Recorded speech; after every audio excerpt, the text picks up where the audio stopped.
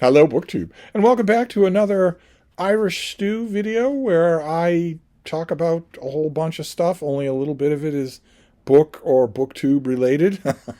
I would ordinarily think there would be no grounds, no traction for that in the world, but some of you seem to like these things, so I'm certainly happy to do it. So we will do this. We'll break it down as always. We'll talk about the world first, and then the United States, my own country, and then YouTube, and then BookTube, and then finally me. And for the world, we have a silly thing and a serious thing. So I don't know which you prefer to get first. I guess we get the serious thing out of the way first, and that is Darfur in the Sudan, where there is a militarist uprising. There is lots and lots of bloodshed, and for one of the first times only in modern history, thanks to satellite technology and drone technology, we can actually see that from the sky. What is almost certainly masses of butchered, bleeding, dead bodies are visible from orbit. They're visible from satellite photos. Uh, with reports, of course, are sketchy, but over 1,000 people dead and more to come as this unrest spreads. So that's to use the noxious network phrase, that's a hotspot. That is worth watching in your perusal of the nightly news. And if you want me to keep you appraised, I certainly will. I'm keeping an eye on it. I have walked over every inch of that ground at one point or another. And when I was there eons ago, it still felt dangerous. So I don't... The satellite footage is creepy to look at. It's not like you're seeing arms and legs, but once you look at the footage and then get the interpretation of the footage, it's hard to shake. And I think it's probably going to get worse. Ordinarily, in a case like this, there would be relatively swift, relatively bipartisan international commitments to step in, to stem the tide of violence, to maybe get opposing forces talking or get totally illegitimate militarist forces ousted. But that's not going to happen now. That's not going to happen now. Because those things they might not be done explicitly on the part of the world's biggest superpowers, but they would be done by proxies of the world's biggest superpowers. And one of the world's biggest superpowers is China, and they don't care. Except for the rare earths involved, they don't care. Another of the world's biggest superpowers is India, and they don't care, except for the rare earths. And what used to be the defining X factor among world superpowers, the United States of America, is not only led by an absolute bone-deep racist, but that is now the ethos of government. It's not just, oh yeah, we've got the government in place and also the guy at the head of it is a racist. No, it's that a condition of working in MAGA is that you be racist as they are. So this is the definition of a you-know-what whole country when Trump was talking about them years ago. So I don't know. I don't know what will happen as this thing. I think it will certainly get worse. But I will keep you appraised if you want. That's the serious story for the world.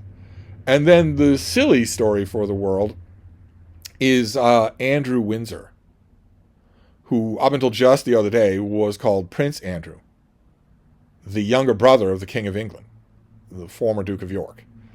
He has been stripped of his royal titles. So he is now just Andrew Mountbatten Windsor. He's not Prince Andrew anymore. And the palace put out an unbelievably tone-deaf statement as to why. Of course, it's his connection with Jeffrey Epstein. Now, this has sparked a whole bunch of conspiracy theory mongering on Reddit and on TikTok and Twitter and Instagram and whatnot as to why this would happen now. As to why it would happen now. And I mean, because it's the palace and the king obviously ostentatiously distancing themselves even more from Andrew Windsor. Not as much as they could. But as far as they can. He's not a member of the royal family anymore. He has no royal family portfolio duties that I can see. He still gets royal family money, but if he's not the Duke of York anymore, then I don't see how he gets the monies from the Duchy of York. I don't see how that's possible. If he's not Duke of York, then somebody has to be. So who is it? Or is there a Duchess of York? Is it one of his daughters? I don't know. I haven't really dug into that, but you can't you can't just vacate that place. That place has to have a place unless you declare the line extinct, and you can't do that with the former holder alive, with his children alive, cousins alive. So I don't know how that's going to go. I know that this is not a punishment in any way. It is not. I mean, it's a gigantic wound to Andrew's ego, which is huge. It's overweening, so that will count for something. But it's not a punishment.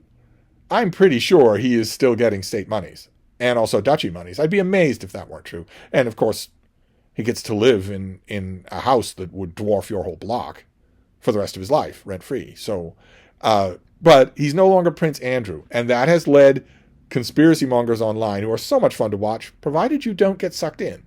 They're so much fun to watch. What you've got to do is what you do at all times. Weigh what makes sense. Weigh what makes sense. Look for hooks. Look for things that are objectively hooked to the real world. Don't just fall into a narrative, or you'll be the narrative's tool. But conspiracy theorists are still fun to watch, and they are saying there's got to be a reason why the palace is distancing themselves from Andrew at this particular time. And the speculation is that that the Epstein files are about to be published in full.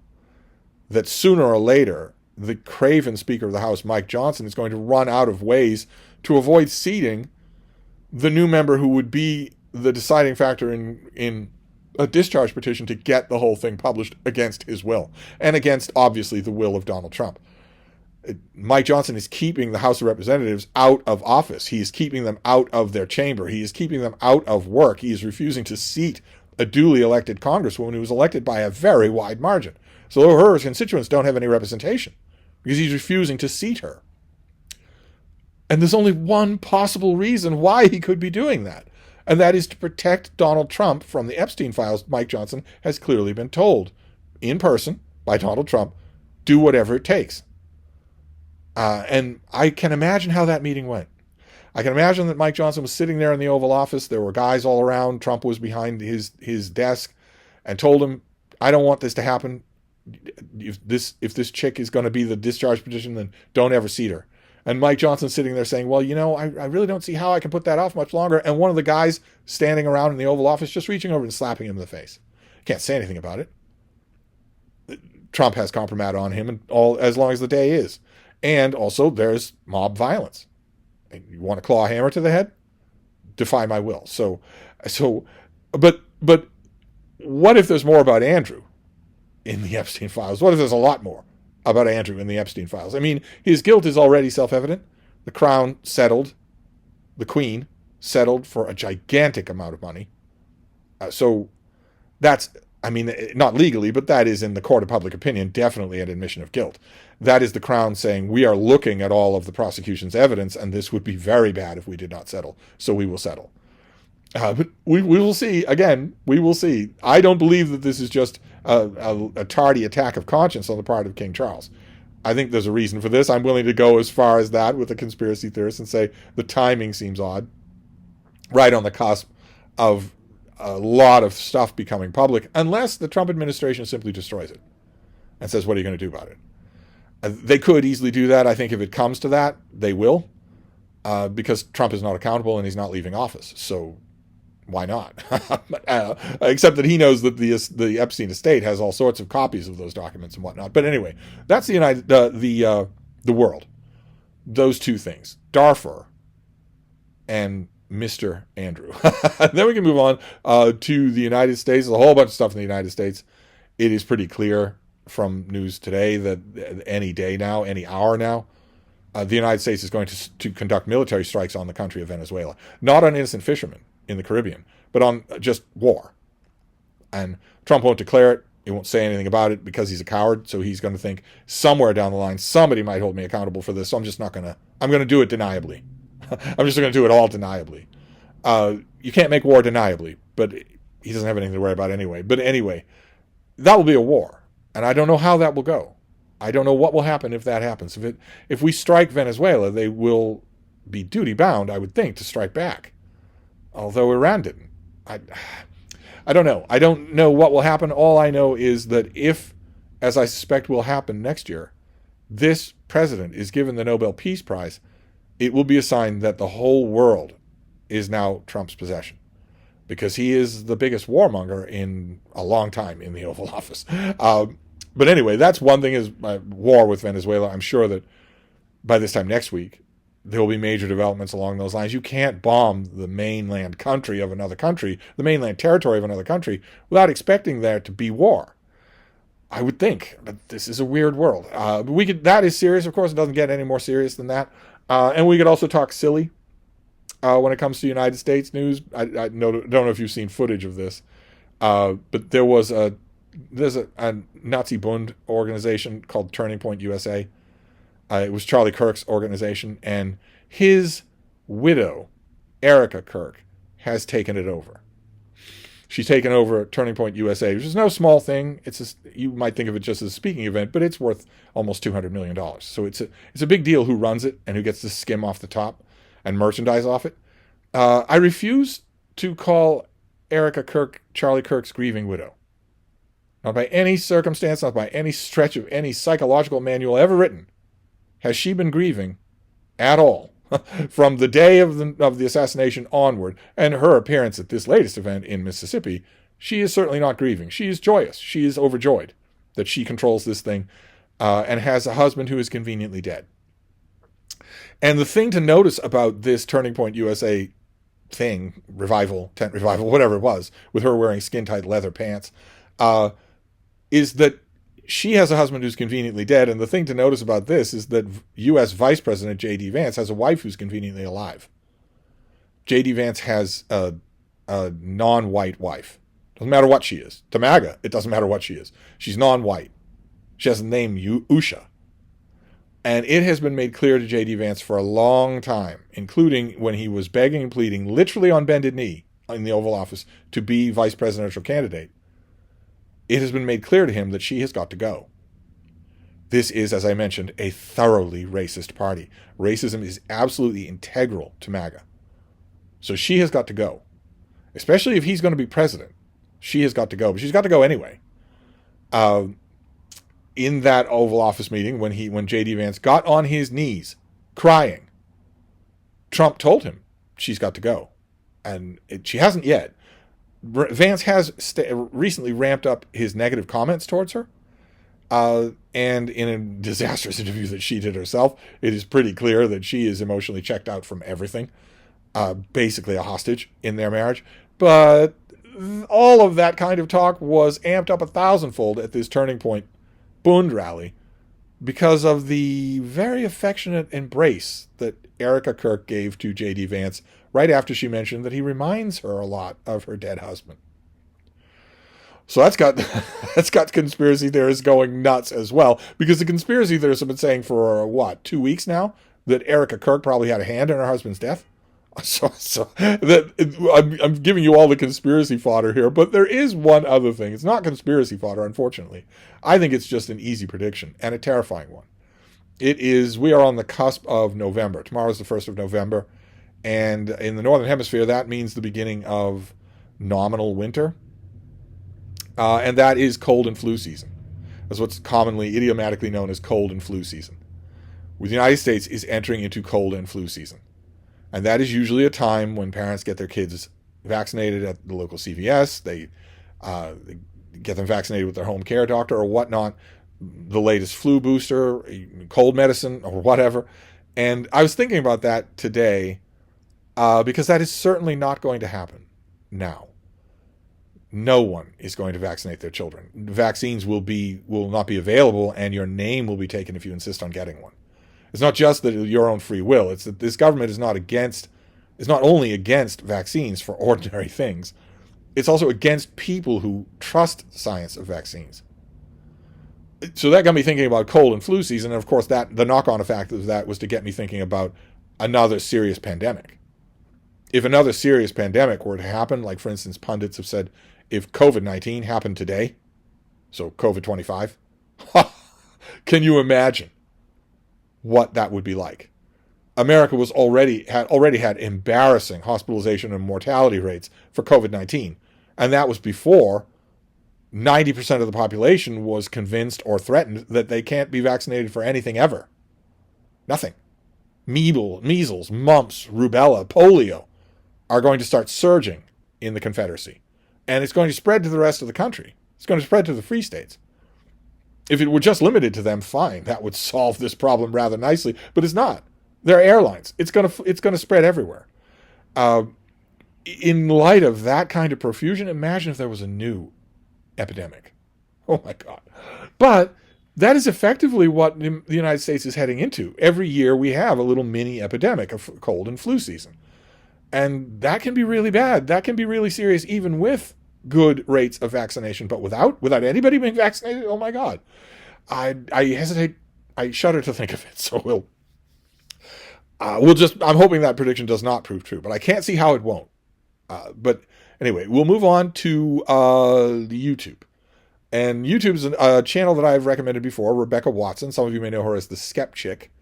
And her videos are always worth watching. And she did a video just recently on duns. So not nuns, N-U-N-S, the popular Halloween costume, and not nuns, N-O-N-E-S, meaning the people who on surveys now say, when it comes to a question of their religion, I have none. I'm none. I'm the bottom checkbox. I'm none. That category of nuns, of people who say I don't have any religion, has been growing exponentially since the ubiquity of cell phones. Exponentially. And it's going to continue to. As childhood indoctrination becomes a thing of the past, that is, you can't indoctrinate a child if they have a cell phone or an iPad, because they can already see the world. But there is another category called duns, and that is people who not, I have no religion, meaning I wasn't raised religious, I don't care about it, I don't think about it at all, but people who were raised religious and have rejected it. And the study that Rebecca cites in her video looks at what kind of an effect that has on your social consciousness, your political leanings. What happens to them if you reject your religion? No, so not that you were raised without it, but that you had it and rejected it. So you had its moral code, and then you reject the religion. To what extent do you reject its moral code, and how does that affect your voting? Is it possible that you become more compassionate in your politics if you have rejected religion? And what does that mean? What does that say? You'll come to your own conclusions. It's a fascinating subject, though, and Rebecca Watson does a really good job of breaking it down. So I'll leave a link to that. I wanted to get that on your radar just in case you're interested in the subject, because it stands to reason that probably some of you are nuns, not N-U-N-S. I don't think I have any N-U-N-S watching me. That'd be great if I did. I owe everything. I owe not everything. I owe a lot to N-U-N-S, but I have to assume that some of you that are watching are nuns, N-O-N-E-S, and probably some of you are duns, where I was raised this way and I'm not anymore. And I would love to hear. You're going to be fascinated watching this video, and I am fascinated thinking about whether or not it's true in your own case. Okay, I'm not religious anymore. Now I suddenly find myself more charitable, more forbearing, more understanding. All the things my religion nominally urges me to be. But I feel like I'm more of that now than I was before. I find that sort of thing fascinating. So then we can move on to BookTube. And for BookTube, I have two channels to recommend that I don't think I've ever recommended to you before. The first is Fellowship of the Folios. He does a wonderful wrap-up of his Victober. Victober, of course, is ending today. He did a lot of interesting reading and talks a lot about it. He doesn't just list off the stuff that he's read. He talks a lot about it. And also, it's fascinating to see, I'll leave a link to it just in case you're not aware of his channel. It's fascinating to hear that his project of becoming more or less a completist on certain major authors is progressing. It is progressing really well. How many readers do I know? How many readers I've seen on BookTube who make that kind of progress, who make that kind of project? They say, well, I like Dickens, so I'm going to read everything by Dickens. Or I like the Bronte sisters, so I'm going to read everything by them. But then it stalls. They do, a tenth or a third, and then no more. Not so here. It's fascinating to see. So that's one channel. And the other channel is Chapter and Ash. And he does a list video. Who can resist a list video? He does a list video of his favorite historical fiction. And he's got the covers up there on the screen and some clips video clips to liven things up. And the choices aren't what I would have predicted. Watching his channel, I would not have predicted these as his favorites. Some of them I would, but others no. It's a fascinating list. You will know all the titles. We're not talking anything off the beaten track. You have to come here for that, I would imagine. But you'll know the titles. But I think they'll intrigue. I'd be willing to bet one of the things we love about list videos is that they invariably suggest a book to you that rings just the right note at just the right moment. Like, I know that book exists. I know that book is out there. I know The Paris Wife is out there as a book. But hearing him talk about it just at this moment, yeah, I think that's what I need right now. Lists have that effect on everybody, and me included. So I'll leave a link to it. I want to make sure you saw it. And then we get to the subject of me. And me, it's still books. The Bean and I have been absolutely, she's stretching out her legs there. The Bean and I have been absolutely inseparable for a long time now. I don't have any plans to change that. We're going to have a bright, sunny, lovely weekend, Saturday and Sunday. No idea if it will be sunny and happy in the rest of the country. If there are food riots, they could get bad. But the weather-wise, we're going to have a sunny, happy, clear weekend, and then it looks like rain all next week. The remnants of Hurricane Melissa, I think, are going to cause rain all next week. But we have really been inseparable. And she is pretty laid back these days. She does not really want to do much. Which means that I've been getting in a huge amount of reading. A huge amount of reading and writing. So when it comes to the me section of these videos, I really don't have, what am I supposed to do? Update you on my rollerblading progress? I really don't have anything to relate. I literally read and write all the time. I read huge amounts. That doesn't mean I'm retired. Okay? I'm still plenty productive. But I do a huge amount of reading. So that's the me portion here, is that I want to tell you about a recent reading obsession of mine. Last year, I found at the Brattle Bookshop a whole bunch of the Deryni novels of Catherine Kurtz. Fantasy novels about a kind of very minorly variant historical alternative Wales in England. Medieval Wales in England. In which there's a church, and there are scriptures, and there are parishes, and there are dirt mud roads, and there are market villages and whatnot, and all the warlords and ordinary people. But there's also a second race. There's a race of humanoid beings called the Deryni, who have what in this time are called magical abilities. It's obvious that they are just biologically psionic abilities of some kind or other. Very minor, nothing world-changing. They can kill someone if they're strong enough. And Catherine Hurt, I read, Camber of Chaldee, and then St. Camber, and then Quest for St. Camber. I read that original trilogy eons ago. And I thought it was a little on the stodgy side, because it's not the hurling fireboats kind of magic. And I let it go. I thought it was well done, but I let it go. And then last year, I think it was, I found a whole bunch of them in mass market paperback at the Brattle Bookshop, and reread the first 3 Camber novels. Camber is a character. I read Camber of Chaldee, and then Quest for St. Camber, and then St. Camber. I read those 3 books. And I thought they were much, much better than I remembered. Much better. I loved them, in fact. Rich, dense, wonderfully literate narrative prose. Just loved it. And then I kind of stopped. I had a lot of the others, but I just kind of stopped. I moved on from there. I went on to other things. And recently I have picked those up again in mass market paperbacks.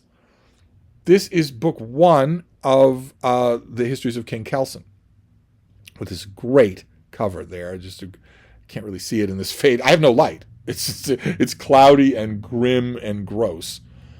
The weekend is isolated, is supposed to be brilliant and bright and sunny, but today, last night, poured in buckets.